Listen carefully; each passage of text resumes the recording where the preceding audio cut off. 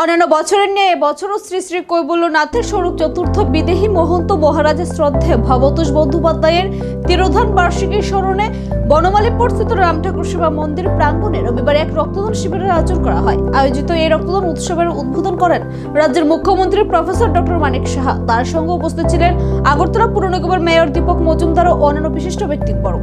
মুখ্যমন্ত্রী তার বক্তব্যে রক্তদানের প্রয়োজনীয়তা তুলে ধরেন এবং সমাজের যুব সমাজকে স্বেচ্ছায় রক্তদানে অংশগ্রহণের আহ্বান জানান। মুখ্যমন্ত্রী বলেন, রক্তদান এক মহৎ সামাজিক দায়িত্ব। এক ফোঁটা রক্ত একটি প্রাণ বাঁচাতে পারে। যুব সমাজ যদি এগিয়ে আসে তাহলে রাজ্যে রক্তের ঘাটতি আর থাকবে না। এই রক্তদান উৎসব ঘিরে এলাকায় এক বিশেষ সামাজিক আবহাওয়া সৃষ্টি হয়। আয়োজক সংস্থার পক্ষ থেকেও ভবিষ্যতেও আরো এমন জনসেবামূলক কর্মসূচির প্রতিশ্রুতি দেওয়া হয়েছে। আজকে এখানে গোবিন্দধামের স্বরূপ পরম পূজনীয় বিদেহী মহন্ত মহারাজ শ্রীমৎ ভবতোষ বন্দ্যোপাধ্যায় মহোদয়ের তিরোধান দিবসকে স্মরণ করে এখানে যে রক্তদান শিবিরের আয়োজন, আমি এর আগেও গত বছর আমি এখানে এসেছিলাম, এর আগেও আমি এসেছিলাম এবং যখনই আমাকে বলা হয় এখানে আসার জন্য, এবং সব ক্ষেত্রেই এই ধরনের রক্তদান শিবির এই আশ্রমের মাধ্যমে এখানে হয়েছে এবং আরও তার ব্যতিক্রম নয়। এখানে শুধু রক্তদান শিবির নয়, এখানে প্রতি বুধবার ও রবিবার এখানে অ্যালোপ্যাথি ও হোমিওপ্যাথিক চিকিৎসার ব্যবস্থা এখানে আছে এবং শুধু ডাক্তারবাবুরা এতে ব্যস্ত থাকেন না বা কাজ করার মধ্যে সে আনন্দ লাভ করেন না, যারা অন্যান্য সংস্থার সাথে জড়িত আছেন, এই মন্দিরের সাথে জড়িত, তারাও কিন্তু এর সাথে যুক্ত হন। তারাও একটা মনের একটা খোরাক পান যে মানুষের সেবার মাধ্যমে যে একটা আত্মতৃপ্তি, সেটা কিন্তু ওনারাও পান। কাজে এই ধরনের যে আয়োজন ওনারা প্রতিদিন বিনামূল্যে চিকিৎসা শিবির এখানে প্রতি সপ্তাহে এখানে করেন, তার জন্য ওনাদেরকে আমি ধন্যবাদ দেব। এখানে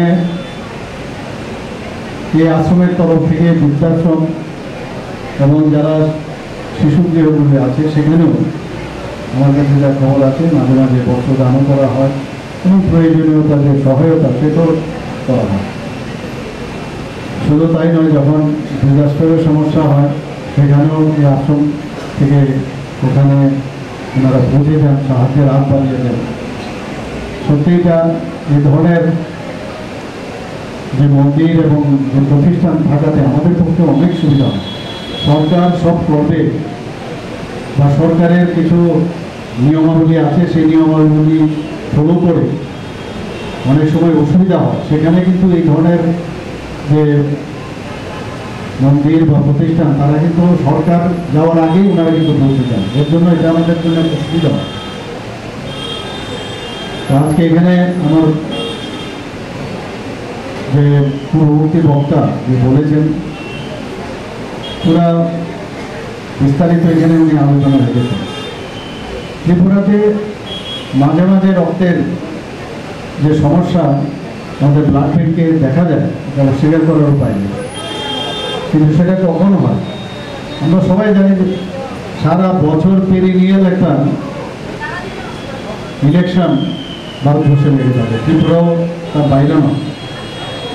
যখনই এই ধরনের নির্বাচন শুরু হয় তখনই দেখা যায় মানুষ যেহেতু ব্যস্ত থাকে, অফিসার থেকে আরম্ভ করে সবাই ব্যস্ত, সেই জায়গায়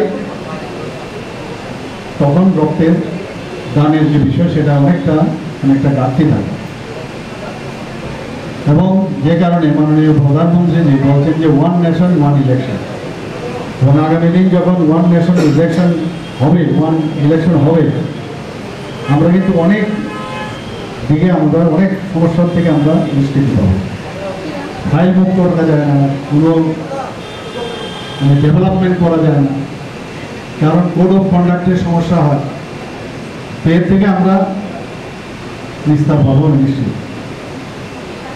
এখানে আপনারা সবাই জানেন কোভিডের সময় একটা বিরাট সমস্যা হয়েছে, করোনার সময় মানুষ বেরোতে পারতো না। এরকম মহামারী তো 100 বছর পরে বলছে যে ভারতবর্ষে এসছে। তখন কিন্তু আমরা যখন আহ্বান করলাম, আমি মুখ্যমন্ত্রী হিসেবে আহ্বান করেছিলাম সমস্ত মানুষ